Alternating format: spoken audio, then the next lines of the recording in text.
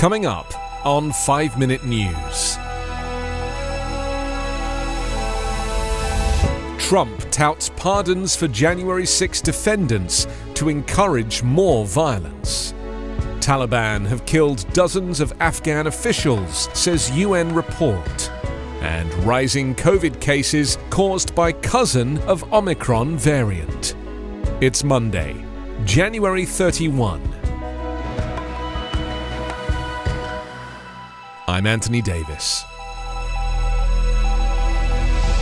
At a weekend rally in Texas, former President Donald Trump repeated his election fraud lies with renewed energy and dangled the prospect of pardons for supporters who participated in the deadly January 6 storming of the U.S. Capitol if he returns to the White House. "If I run and if I win, we will treat those people from January 6th fairly," Trump said on Saturday night during a rally in Conroe. "And if it requires pardons, we will give them pardons because they are being treated so unfairly." The offer represents an attack by Trump to further minimize the most significant attack on the seat of government since the War of 1812. More than 700 people have been arrested and charged with federal crimes in connection with the riot, marking the largest investigation in the Justice Department's history, including charges of seditious conspiracy against the founder and leader of the far-right Oath Keepers militia group and 10 other members or associates.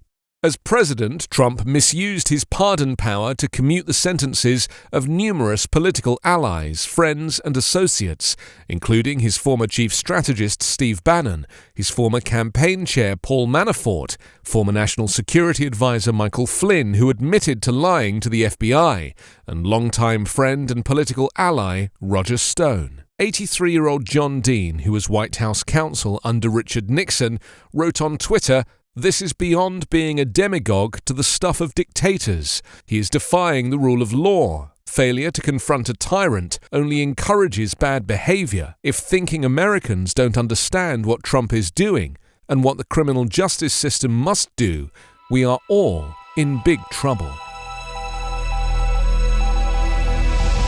A new report from the United Nations says the Taliban and its allies are believed to have killed scores of former Afghan officials, security force members, and people who worked with the international military contingent since the US-led pullout.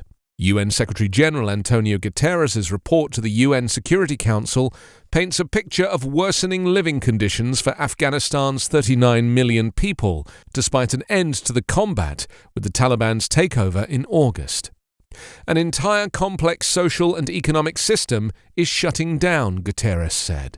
The report sounds the latest in a series of warnings the UN chief has issued in recent months about the humanitarian and economic crises that accelerated after the Taliban seized Kabul as the last US-led foreign troops left and international donors cut critical financial aid.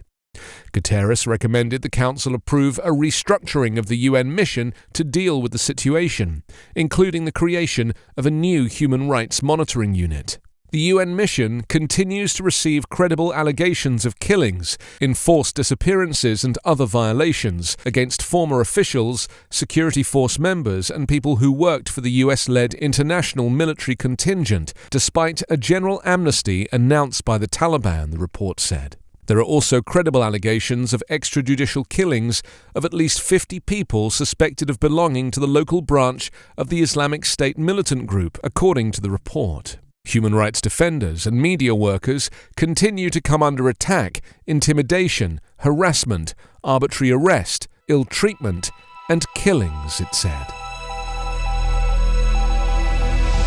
The highly infectious Omicron variant of COVID-19, the most common form of which is known as BA.1, now accounts for nearly all of the coronavirus infections globally, although dramatic surges in COVID cases have already peaked in some countries.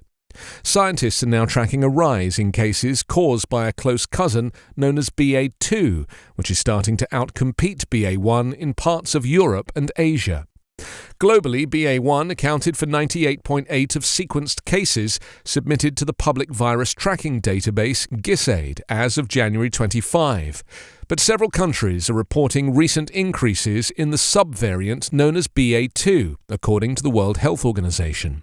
Trevor Bedford, a computational virologist at Fred Hutchinson Cancer Center, who has been tracking the evolution of SARS-CoV-2, wrote on Friday that BA2 represents roughly 82% of cases in Denmark, 9% in the UK, and 8% in the United States, based on his analysis of sequencing data from the database and case counts from the Our World in Data project at the University of Oxford. The BA1 version of Omicron has been somewhat easier to track than prior variants. That is because BA1 is missing one of the 3 target genes used in a common PCR test. BA2, sometimes known as a stealth subvariant, does not have the same missing target gene. Instead, scientists are monitoring it the same way they have prior variants, including Delta, by tracking the number of virus genomes submitted to public databases. As with other variants, an infection with BA2 can be detected by coronavirus home test kits, though they cannot indicate which variant is responsible, experts said. Some early reports indicate that BA2 may be even more infectious than the already extremely contagious BA1, but there is no evidence so far that it is more likely to evade vaccine protection. You can subscribe to 5-Minute News on YouTube with your preferred podcast app. Ask your smart speaker or enable 5-Minute News as your Amazon Alexa flash briefing skill.